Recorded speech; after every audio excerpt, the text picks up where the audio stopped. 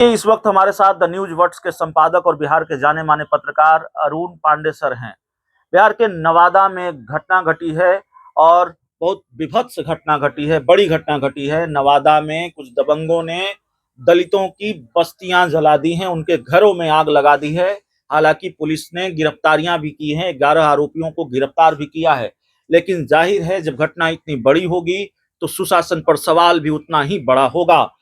बिहार के मुख्यमंत्री नीतीश कुमार के सुशासन पर फिर सवाल है और हाल के दिनों की ये सबसे बड़ी घटना है। इस पर बात करेंगे सर से। सर, जाहिर तौर पर चुनौतियां बढ़ गई हैं हाल के दिनों में, जिस तरह की घटना सामने आ रही है। नीतीश कुमार की चुनौती बढ़ गई है, चुनावी साल ही कहेंगे, आने वाले कुछ महीनों के बाद तो 2025 आ ही जाएगा और लगातार सवाल उठ रहा है जिस तरह की घटनाएं हो रही है और नवादा में इस तरह का बड़ा घटनाक्रम। देखिए, इधर हाल के दिनों में बिहार में कानून व्यवस्था की स्थिति को लेकर ये अपराध की घटनाओं में जो वृद्धि हुई है उसको लेकर विपक्ष सवाल उठाता रहा है। खासकर विपक्ष के नेता तेजस्वी यादव अपराध की घटनाओं की लंबी फेरहस्ती गिनाते हुए मुझे लगता है कि आधा दर्जन से अधिक बार वो सूची जारी करते हुए मुख्यमंत्री के सुशासन पर सवाल उठाते रहे और ये कहते रहे हैं कि अपराधियों का मनोबल बढ़ गया है, अपराधी का खौफ बढ़ गया है, पुलिस का खौफ घट गया है, पुलिस की सक्रियता घट गई है। एक बात तो गौर करने की बात हुई, इसको लेकर मुख्यमंत्री जो कहते हैं कि कानून व्यवस्था मेरी सर्वोच्च प्राथमिकता, और होनी भी चाहिए। किसी राज्य सरकार के लिए लोगों के जान माल की हिफाजत उसकी सर्वोच्च प्राथमिकता होती है, कानूनी दायित्व है। और मोटा मोटी अब तो वो लालू यादव का या राबड़ी देवी का वो शासन काल में जो कुछ देखने को मिलता था, सामूहिक नरसंहार की घटनाएं, वो तो अब नहीं हो रही हैं। लेकिन इधर अपराध की घटनाएं जिस ढंग से बढ़ी हैं वो एक चिंता का विषय है। जैसे बिहार में शराबबंदी लागू है, पूर्ण शराबबंदी 2016 अप्रैल से लागू है और शराब की खेप जहां तहां रोज पकड़ी जाती है। ये क्या दर्शाता है? ये दर्शाता है शराब कहीं उड़कर नहीं आती है। तो प्रशासन की संलिप्तता, शराब माफियाओं का जिस ढंग से एक संगठित तरीके से काम हो रहा है, तो अपराध की घटनाएं जिस ढंग से घटी, अभी पिछले दिन मुख्यमंत्री ने लॉ एंड ऑर्डर की जब समीक्षा की थी, एक बात उजागर हुई कि बिहार में 2,20,000 लगभग पुलिस के पोस्ट सैंक्शन है और उसमें अभी 1.25 लाख ही लोग कार्यरत हैं। मतलब जो पुलिस का पोस्ट सैंक्शन है वो भी भरे हुए नहीं है। तो जब पुलिस बल भी कम है तो आप उपलब्धि और पुलिस की चुनौती है। और इधर बालू माफिया, शराब माफिया, जमीन माफिया जो एक्टिव है। नवादा की जो घटना आपने कही कि एक दलित बस्ती पर कल शाम को 4 बजे दर्जनों लोगों का लोग हथियार से गए और वहां जाकर बस्ती में आग लगा दी और वहां फिर कोई मरा नहीं है। लेकिन जिस ढंग की घटना हुई, सचमुच में कानून व्यवस्था पर एक बड़ा सवाल है और स्थानीय प्रशासन की पूरी लापरवाही की विफलता का नतीजा मैं मानता हूँ। अब ये बात जो आज तो वहां गए थे, बिहार के सोशल वेलफेयर मिनिस्टर हैं, उत्पाद मद्य निषेध मंत्री रत्नेश सदा भी गए थे। वो आईजी लॉ एंड ऑर्डर को मुख्यमंत्री ने भेजा है, यहाँ भी उन्होंने तत्काल चीफ सेक्रेटरी से और डीजी से बात की और बड़ी गंभीरता से लिया है और कहा है कि किसी को कानून हाथ में लेने नहीं का अवसर नहीं दिया जाएगा, जो भी दोषी है उसको बख्शा नहीं जाएगा। अभी जो सूचना मिली है, मेरी जानकारी है कि 15 गिरफ्तारी हो चुकी है और जो पीड़ित हैं, अग्नि पीड़ित, सब की झोपड़ी घर वहां ढा दिया गया, जला दिया गया। वहां आज रहने के लिए उसका कोई बसेरा नहीं है।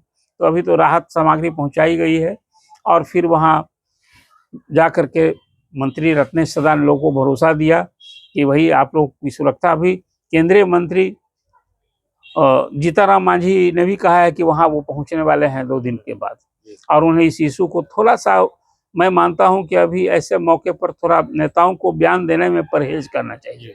अब उन्हें एक जाति विशेष का नाम ले लिया, एक जाति विशेष के लोगों ने हमला किया। हालांकि उसमें कुछ नाम आया है, उसमें तो मुझे लगा कि कुछ दलित जाति में भी कुछ लोगों का नाम आया है, मतलब, और फिर एक और पिछड़ी जाति के भी लोगों का नाम। मैं नाम इसलिए उल्लेख नहीं कर रहा हूँ कि नेता लोग तो हर चीज को एक सियासी रंग देते हैं, अपना राजनीतिक लाभ उठाने के लिए करते हैं, लेकिन मीडिया को कम से कम ऐसी घटनाओं में संयत बरतनी चाहिए। बात सही है कि जो पीड़ित हैं वो एक बहुत ही महादलित समुदाय से आते हैं और उन लोग के साथ जो ये हुआ है, ये मुझे लगता है कि हाल के वर्षों में इस तरह की एक बड़ी घटना इसको कहिए, ये सुशासन के दावे पर निश्चित रूप से एक तमाचा है और ये बड़ी चुनौती है। समय रहते इस तरह की घटना फिर कहीं न हो। आप देखिए बिहार में सर्वे का काम हो रहा है, एक अलग इसको लेकर के पूरे बिहार में कोहराम मचा हुआ है। और वहाँ वैसे ही अब वो 15 से ही जैसी सूचना मिली कि 2015 से उस भूखंड पर विवाद था, वहाँ कैसे महादलित लोग बसे थे, दावा उन लोगों का है वो तो रह रहे हैं, उनको हटाने के लिए धमकी मिल रही थी। कल तो शाम को जाकर लोग खाना दाना बना रहा था और उसी समय आगजनी की घटना हो गई, पूरा धू धू कर जलता रहा। ये सचमुच में प्रशासन के लिए इससे बढ़कर विफलता और क्या होगी। मुझे लगता है कि मुख्यमंत्री को ऐसी घटनाओं की फिर पुनरावृत्ति नहीं हो और वहाँ एग्जाम्पलरी एक्शन तो होना ही चाहिए। जो दोषी हैं उनके खिलाफ बिल्कुल स्पिरिट ट्रायल करके कार्रवाई होनी चाहिए और जो पीड़ित हैं उनको ये एक उनके सुरक्षा का भाव राहत मिलनी चाहिए। और ये सवाल अभी देखा कि सभी दलों के लोगों ने भी, राजद ने भी इसकी निंदा और भर्त्सना की और सुशासन के दावे पर दम पर सवाल उठाया। ऐसा नहीं कि राजद भी इसकी आलोचना नहीं कर रहा है, उसी तरह से मैंने देखा कांग्रेस, जदयू, सभी दल के नेताओं ने इसकी निंदा की बात भी है। इतनी दुर्भाग्य मैंने अभी देखा चिराग पासवान ने भी इसकी भर्त्सना की, इसको दुर्भाग्यपूर्ण घटना कहा है। लेकिन अब एक सियासी रंग न पकड़े और जो बिहार का एक बड़ा कलंकित इतिहास रहा है पिछले दशकों में, उसकी पुनरावृत्ति नहीं हो। समाज के दबे कुचले जो लोग हैं, पिछड़े और वंचित, उनकी सुरक्षा की मुकम्मल व्यवस्था होनी चाहिए। और जो दबंग, चाहे किसी, देखिए अपराधी की कोई जात नहीं होती है।